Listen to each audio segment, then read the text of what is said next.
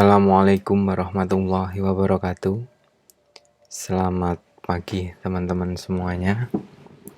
Semoga teman-teman dalam keadaan sehat, selalu bersemangat, sehingga nanti teman-teman bisa paham dengan materi, dengan diskusi yang saya sampaikan hari ini. Di minggu ini, saya akan melanjutkan materi di minggu yang lalu, yaitu tentang persamaan dasar akuntansi. Di minggu yang lalu, kita sudah berdiskusi tentang materi ini, tapi mungkin sifatnya lebih umum, walaupun sudah saya berikan contoh-contohnya juga, tapi untuk materi pendahuluannya masih bersifat secara umum, secara general. Kita masih bicara tentang bentuk umum dari persamaan dasar akuntansi, kemudian konsekuensinya terhadap sistem pencatatan akuntansi, kemudian konsekuensi pencatatan double entry terhadap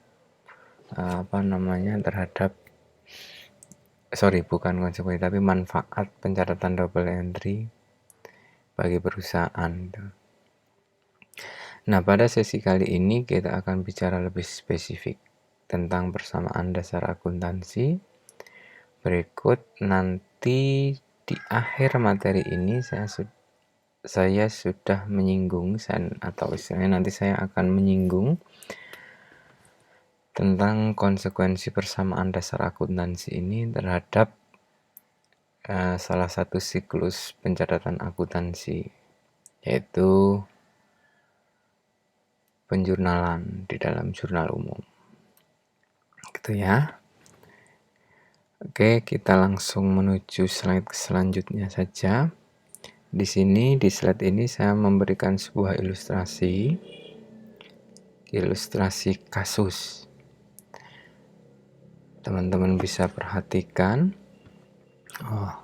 Tuan Andi akan membuka jasa rental mobil.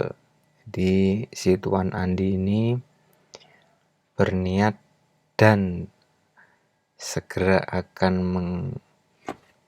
merealisasikan niatnya itu, yaitu dia ingin buka jasa rental mobil. Sebagai modal awal, dia setor uang sebesar 150 juta yang digunakan untuk modal, di mana uang tersebut akan dipergunakan untuk membeli 2 mobil Toyota Ayla.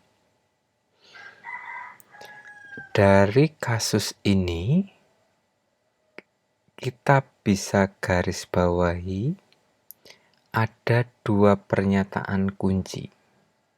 Yang pertama, Tuan Andi setor modal. Kemudian yang kedua, modal akan dibelikan 2 buah mobil. Ya tentu mobil ini akan digunakan sebagai peralatan usaha rental beliau, karena 2 mobil ini yang akan direntalkan. Jadi ada 2 pernyataan kunci ya teman-teman yang digarisbawahi. Saya ulang kembali.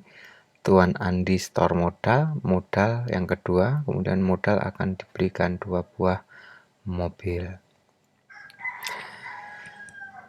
150 juta adalah modal, 2 buah mobil adalah peralatan. Peralatan ini kan masuk akun aset. Berdasarkan informasi di atas, kita dapat menyimpulkan sebuah persamaan bahwa aset sama dengan modal, di mana aset ini merupakan manifestasi atau perwujudan penggunaan dana dari sumber dana yang didapatkan oleh perusahaan. Dalam konteks kasusnya Tuan Andi tadi, sumber dana itu didapatkan dari modal sendiri, uangnya Tuan Andi. Kemudian uang tersebut digunakan untuk membeli 2 buah mobil. Jadi dananya, modalnya digunakan untuk membeli 2 buah mobil. Di mana 2 buah mobil ini adalah peralatan masuk akun aset. Jadi 2 buah mobil itu adalah bentuk atau wujud penggunaan dana yang didapatkan dari sumber dana. Nah, teman-teman bisa amati bahwa persamaan aset sama dengan modal ini adalah bentuk paling dasar dari persamaan akuntansi. Ya, kalau di pertemuan yang lalu kita kan sudah sampai bahwa persamaan akuntansi adalah aktiva sama dengan pasiva atau aset sama dengan hutang plus modal. Nah, di pertemuan kali ini kita spesifik gitu, bahwa kita akan mempelajari nanti pengembangan atau istilahnya dalam bahasa Inggrisnya itu adalah evolvement, pengembangan, evolusi dari persamaan akuntansi, dari persamaan dasar akuntansi. Nah, ini adalah evolusi yang pertama. Ini adalah bentuk paling dasar dari persamaan akuntansi, yaitu aset sama dengan modal. Oke, paham ya sampai sini? Kalau sudah paham, kita lanjut di slide selanjutnya. Nah, di slide selanjutnya ini saya juga menyuguhkan kepada teman-teman sebuah kasus, di mana kasus ini adalah hasil modifikasi dari kasus yang pertama tadi di slide sebelumnya. Kasusnya itu kita rubah. Nah, kasusnya menjadi demikian. Tuan Andi menyetor uangnya sebesar 150 juta ditambah utang bank sebesar 100 juta sebagai modal awal. Kemudian uang tersebut akan dibelikan mobil sebanyak 3 unit. Maka pernyataan ini sulit untuk di-cover atau diakomodasi oleh pernyataan akuntansi di awal, atau sulit diakomodasi oleh persamaan akuntansi yang paling dasar pada slide sebelumnya itu, aset sama dengan modal. Tapi sebelum kita lanjut membicarakan kenapa tidak bisa diakomodasi, ada 3 pernyataan kunci yang wajib digarisbawahi. Ini bawahi ya, bukan bahwahi ya. Bawahi. Ya, 3 pernyataan kunci itu, yang pertama adalah Tuan Andi setor modal. Kemudian yang kedua, sebagian modal berasal dari utang. Yang ketiga, modal akan dibelikan 3 unit mobil. Dari 3 pertanyaan kunci ini, teman-teman, kalau misalkan kita menggunakan persamaan dasar akuntansi yang aset sama dengan modal ini tidak bisa mengakomodasi elemen yang kedua ini, pernyataan yang kedua ini, teman-teman, yaitu sebagian modal berasal dari utang. Kan persamaannya adalah aset sama dengan modal. Nah, di situ padahal kasusnya di sini Tuan Andi menggunakan utang sebagai modalnya. Nah, ini secara spesifik elemen utang ini nggak bisa diakomodasi atau di-cover oleh persamaan akuntansi yang paling dasar tadi, yaitu aset sama dengan modal. Makanya persamaan dasar ini berevolusi menjadi demikian, bahwa aset sama dengan modal plus utang, atau aset sama dengan utang plus modal. Nah, boleh dibalik. Sama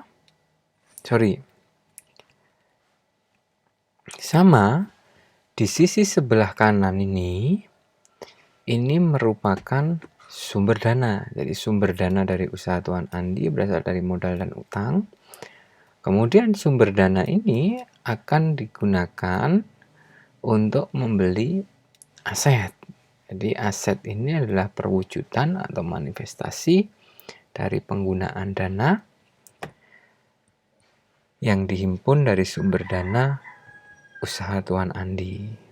Nah, persamaan akuntansi yang berikutnya ini, yang kedua ini menyatakan bahwa aset sama dengan modal plus utang. Nah, jadi dengan kasus yang tadi itu, yang Tuan Andi menggunakan utang bank sebagai modal tambahan selain modalnya sendiri, bisa diakomodasi di dalam persamaan yang kedua ini. Paham ya? Kalau sudah paham, kita lanjut. Nah, selanjutnya ini saya akan memberikan ilustrasi kasus yang memodifikasi kasus yang sebelumnya tadi. Ya, modifikasinya begini. Tuan Andi menyetor uangnya sebesar 150 juta ditambah utang bank sebesar 100 juta sebagai modal awal. Kemudian uang tersebut dibelikan mobil sebanyak 3 unit dan digunakan untuk membayar gaji karyawan sebesar 10 juta. Maka pernyataan ini sulit untuk diakomodasi atau di-cover oleh pernyataan akuntansi di awal.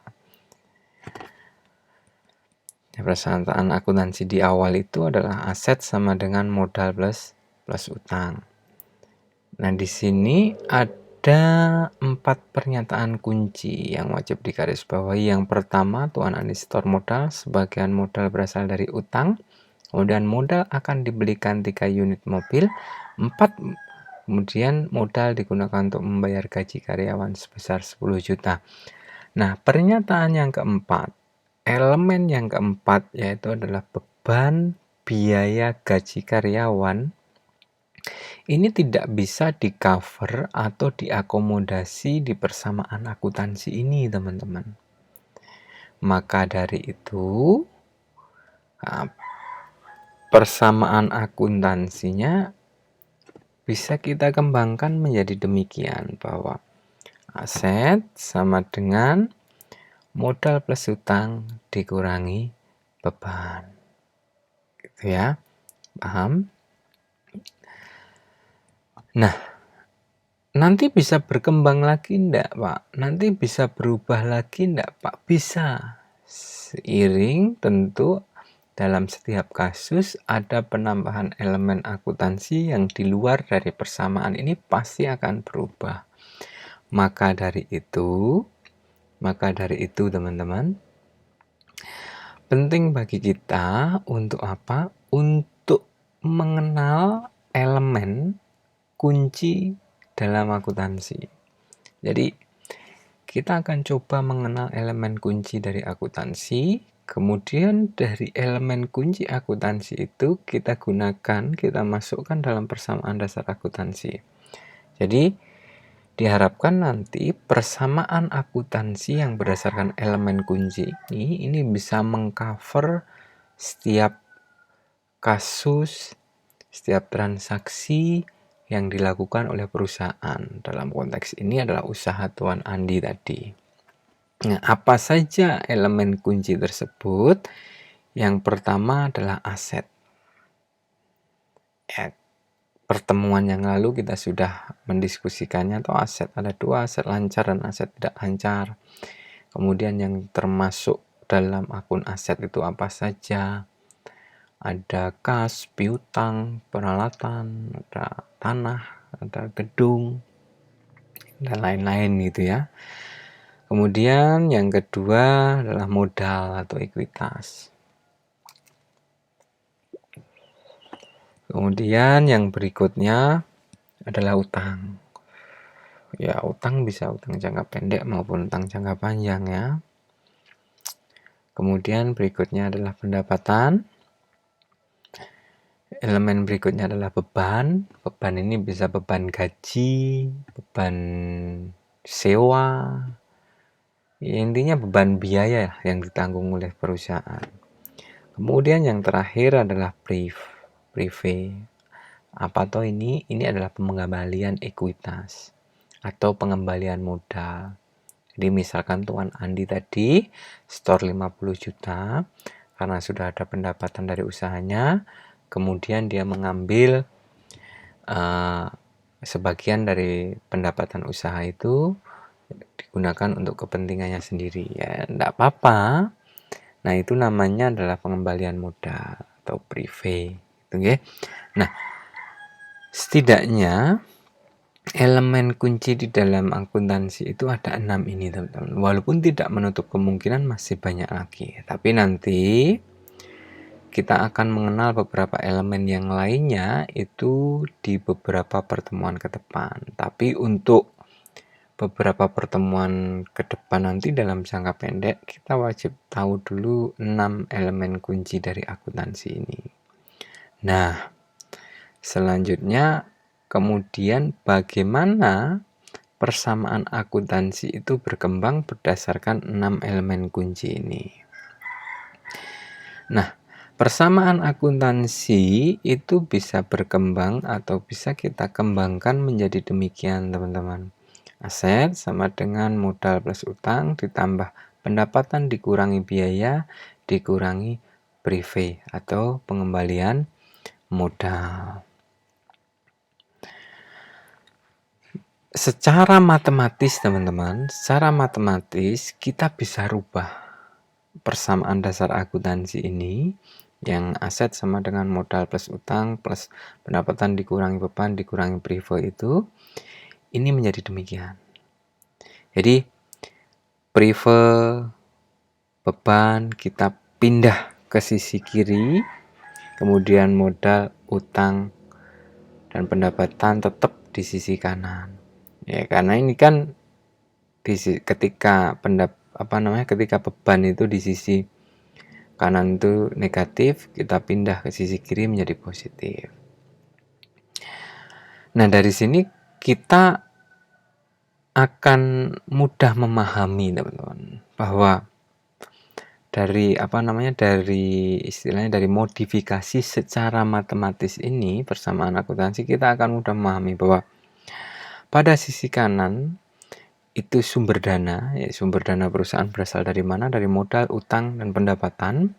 Kemudian sumber dana itu bisa digunakan untuk apa? Untuk di elemen yang sisi kiri, yaitu untuk aset, pembelian aset, untuk membayar beban biaya, kemudian untuk membayar pengembalian modal. Dari sini kita bisa paham, enak memahaminya. Dan ketika teman-teman nanti paham tentang persamaan dasar akuntansi ini akan mudah ketika teman-teman melakukan pencatatan. Dalam konteks ini nanti adalah di materi selanjutnya adalah penjurnalan. Ketika kita menyusun jurnal umum. Nah, ini nanti teman-teman, persamaan dasar akuntansi ini nanti juga akan menentukan posisi debit dan kredit. Nanti akan saya bahas di slide selanjutnya ya. Kalau nggak salah 2 atau 3 slide selanjutnya. Saya akan berikan contoh soal dulu untuk persamaan dasar akuntansi ini. Pada bulan Juli ini ada transaksi di bulan Juli. Usaha rental Tuan Andi mendapatkan pemasukan sebesar 10 juta rupiah dari jasa rental mobil selama bulan tersebut.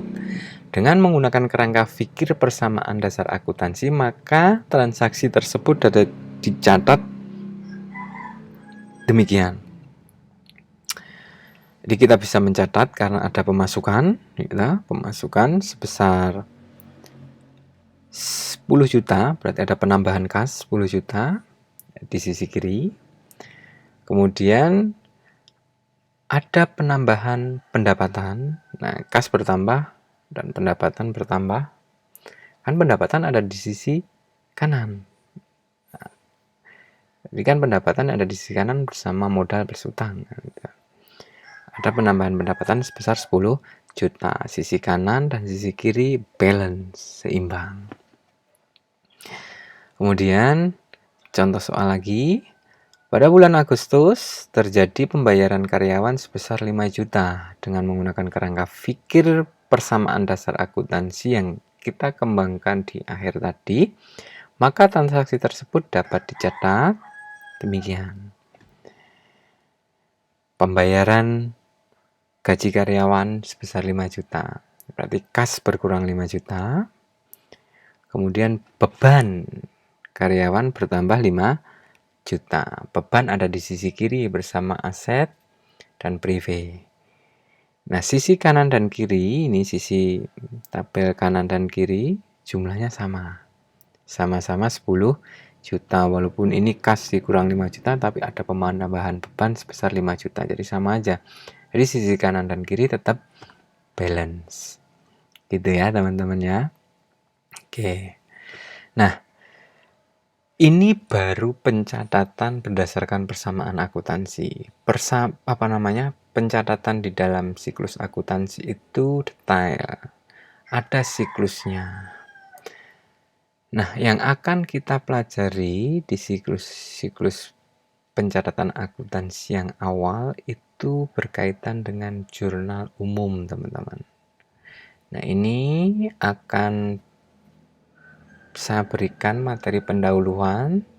Sebenarnya materi ini berkaitan dengan materi kita minggu depan, yaitu adalah siklus pencatatan akuntansi di perusahaan jasa.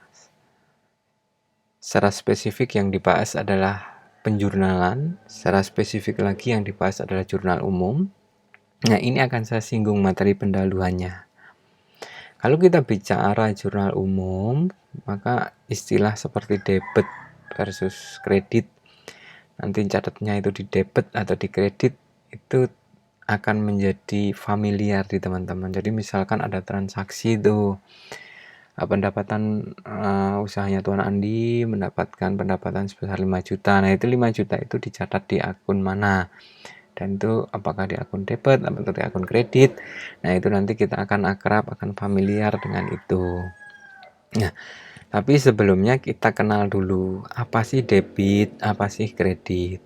Debit adalah pencatatan akuntansi di mana aset dan biaya mengalami peningkatan. Debit biasanya berada di sisi sebelah kiri dan pertambahan aset bisa berupa penambahan uang, alat, hingga hal yang tidak berwujud secara langsung seperti sewa ataupun piutang. Paham ya teman-teman dari definisi ini? Kemudian kredit itu apa? Kredit adalah pencatatan akuntansi untuk akun hutang dan ekuitas yang mengalami peningkatan. Paham ya dengan definisi ini? Nah, berdasarkan definisi ini, kita bisa simpulkan teman-teman. Kita kembali kepada persamaan dasar akuntansi yang A plus B plus prive sama dengan M plus U plus P. Itu seperti yang saya katakan tadi, bahwa persamaan dasar akuntansi itu berguna nanti untuk penentuan debit dan kredit. Bahwa ketika terjadi penambahan A, B, dan prive, maka dicatat di sisi debit. Seperti definisi sebelumnya. Definisi sebelumnya kan mengatakan bahwa debit adalah pencatatan akuntansi di mana aset dan biaya mengalami peningkatan. Jadi, ketika ada peningkatan di aset, beban, dan prive, itu akan dicatat di sisi debit. Sedangkan ketika ada peningkatan di sisi modal, utang, dan pendapatan, itu akan dicatat di sisi kredit. Demikian sebaliknya, ketika terjadi pengurangan di sisi aset, beban, dan prive, maka dicatat di sisi kredit karena penambahan di debit. Dan ketika terjadi pengurangan di sisi modal, utang, dan pendapatan, itu akan dicatat di sisi debit ketika terjadi pengurangan.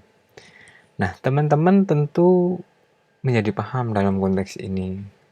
Dan saya yakin setiap teman-teman ini pernah coba amati di bank.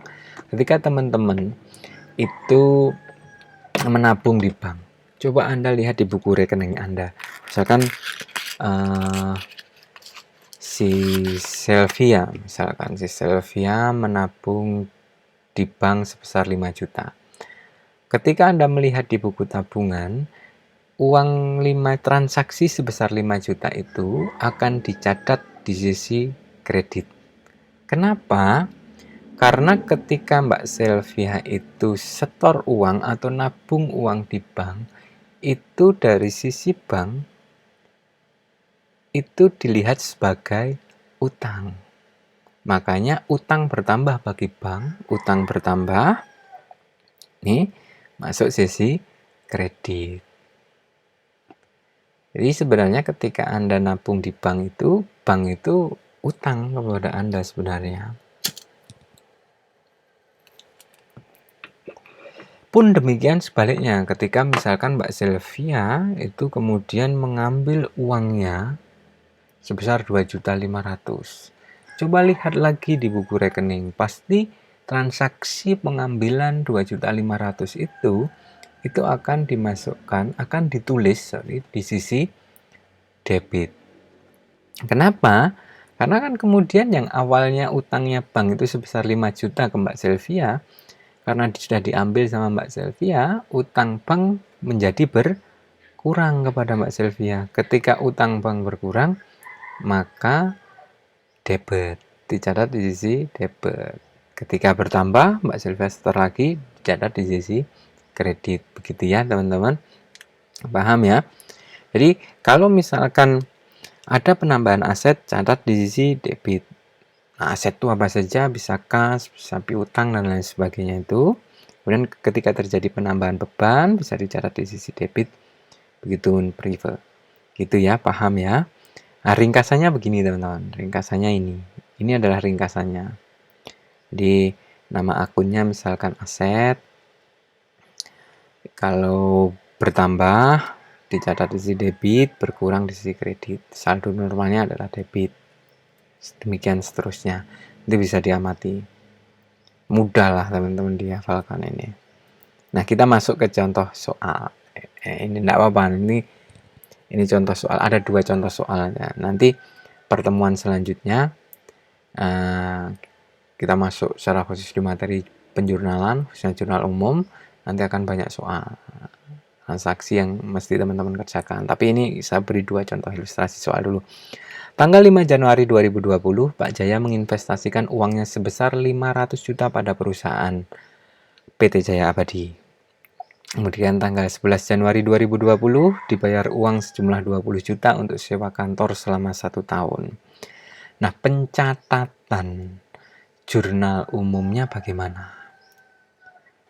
Begini teman-teman. Kita bisa lihat. Pada tanggal 5 Januari 2020, karena ada uang masuk, setor modal Pak Jaya sebesar 500 juta, maka kas bertambah. Kas bertambah dicatat di sisi debit 500 juta. Kemudian di sisi kredit, karena harus balance debit dan kredit ini. Di sisi kredit ada penambahan modal. Nah, modal bertambah di sisi kredit sebesar 500 juta. Kemudian tanggal 11 Januari 2020 dibayar uang sejumlah 20 juta untuk sewa kantor selama 1 tahun. Jadi ada penambahan biaya sewa, beban biaya sewa. Beban bertambah, beban sewa masuk di debit. Kemudian apa yang berkurang dari pembayaran biaya itu? Kas berkurang 20 juta. Aset berkurang berarti dicatat di sisi kredit. Debit kredit jumlahnya sama, balance. Gitu nggih teman-teman. Saya kira untuk pendahuluan dari materi penjurnalan itu khususnya jurnal umum itu demikian. Minggu depan kita akan spesifik bicara tentang siklus pencatatan akuntansi di perusahaan jasa, khususnya tentang penjurnalan, secara khusus lagi tentang jurnal umum di perusahaan jasa. Oke, teman-teman semuanya, sekian dari saya. Nanti kalau misalkan ada yang tidak paham, ada yang kurang paham, Anda bisa bertanya via grup. Insya Allah nanti saya jawab, tapi seperti yang saya sampaikan di salah satu kelas, mungkin belum kelas semua kelas, khusus minggu ini saya sampaikan sekalian dalam video ini, khusus minggu ini mungkin saya agak slow respon teman-teman, tapi insya Allah tetap saya usahakan untuk menjawab pertanyaan teman-teman, karena di minggu ini saya kebetulan ada tugas dari institut untuk keluar kota. Jadi mungkin agak slow respon, tapi tetap aja teman-teman kalau kurang paham silahkan ditanyakan. Silahkan bertanya melalui via WA group, dan insya Allah tetap akan saya balas walaupun mungkin agak slow responnya. Gitu nggih. Ya, saya mohon maklum, kemakluman dari teman-teman. Sekali lagi sekian dari saya. Teman-teman tetap semangat ya, tetap semangat.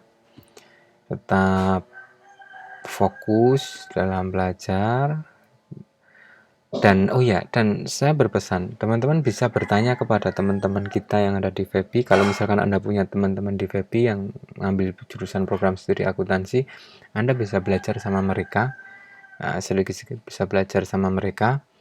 Jadi nanti ini memudahkan kita di dalam proses pembelajaran. Oke? Wassalamualaikum warahmatullahi wabarakatuh.